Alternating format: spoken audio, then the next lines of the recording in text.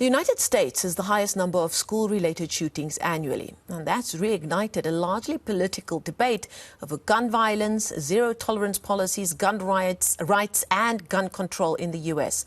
Now, a non-profit research database called Gun Violence Archive shows that the number of mass shootings has gone up significantly in recent years, the most recent being at a school in Nashville, Tennessee, where 6 people were killed, 3 of them children. Let's talk some more about the various nuances involved in this ongoing debate with the Chief of Police at the Newark Police Department in New York State. And he's also a former professor of criminal justice, Dr. Rich Martin, who joins us virtually from his office right now. Dr. Martin, thank you so much for your time this evening. You know, there are so many shootings happening in the U.S. It's actually quite mind-boggling, and only a small percentage of them actually make international headlines. Another one this week, the one in Tennessee, has really captured the imagination across the world of a Christian school where a gunman who apparently formerly went to that school, very easily entered the school carrying a number of weapons, 2 semi-automatic rifles, as well as a 9mm handgun, and was able to gun down 6 people. And let's not even talk about the trauma caused by hundreds of children at that school at the time. According to CNN, it's the 19th shooting at an American school or university in 2023. And it's deadliest since May last year, when we had the incident in Uvalde, Texas.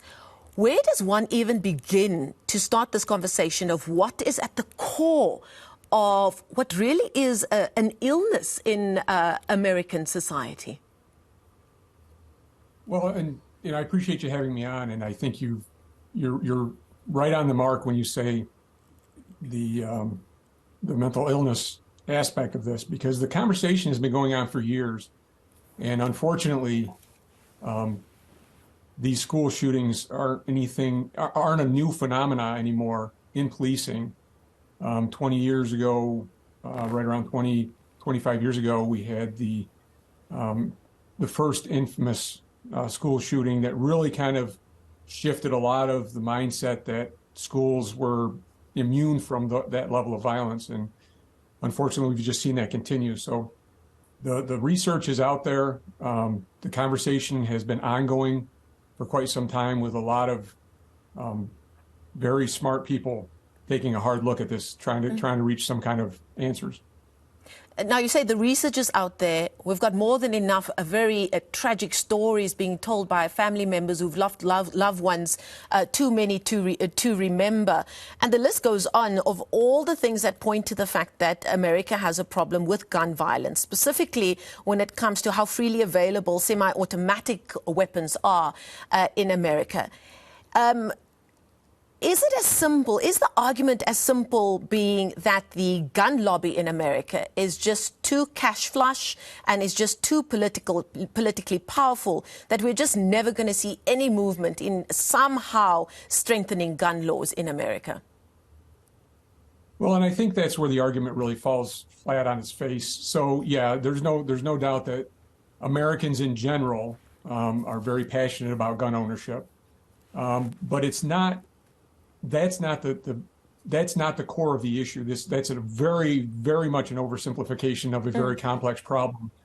And I work in New York State in the United States, and our gun laws, particularly for handguns in New York, are very restrictive, some of the most restrictive in the country.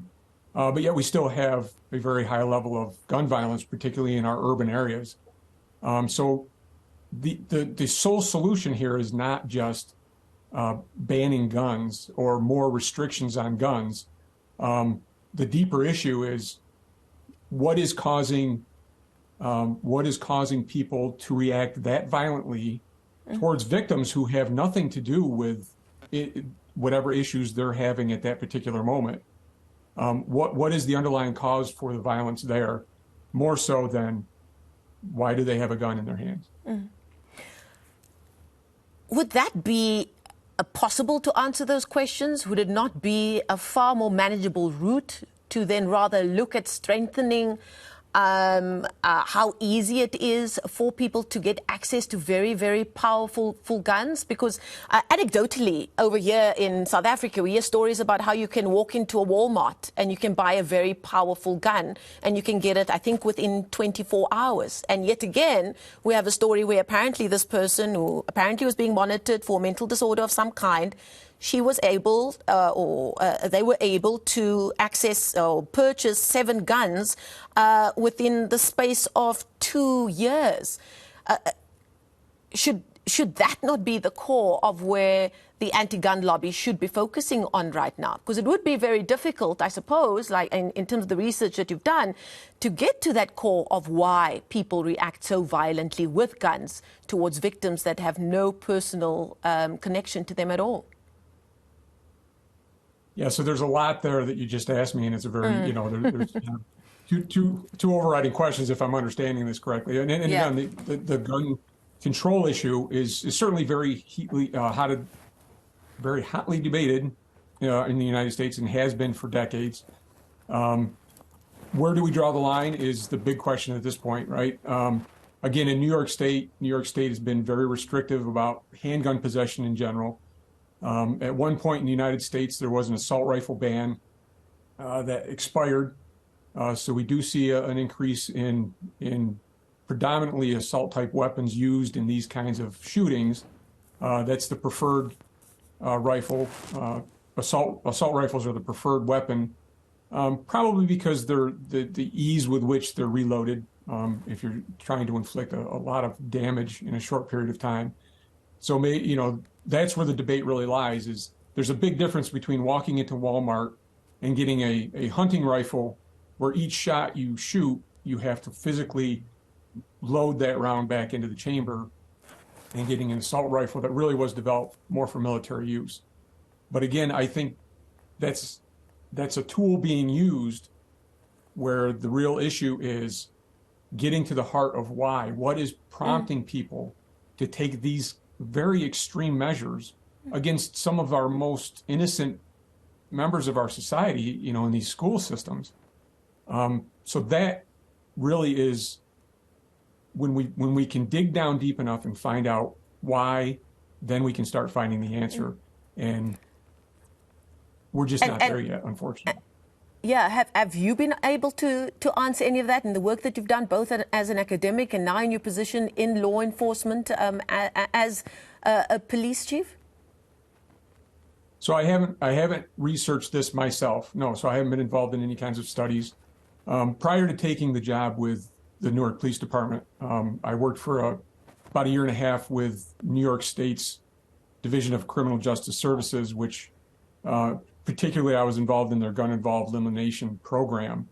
That program targets more of what we would call the more typical type of gun violence, the gang violence that you typically see in our urban areas, and the state created a very multi-pronged process to attack that based on the research that has shown various degrees of success as departments around the state have really embraced it. So we've got not just the law enforcement aspect, because that's just one tool in the toolbox, but there are other aspects that actually literally will reach out to those most prone to becoming either a victim of gun violence or a perpetuator of gun violence, to try to intercede and try to get them off that path of violence to a more, to be a more contributing member of society.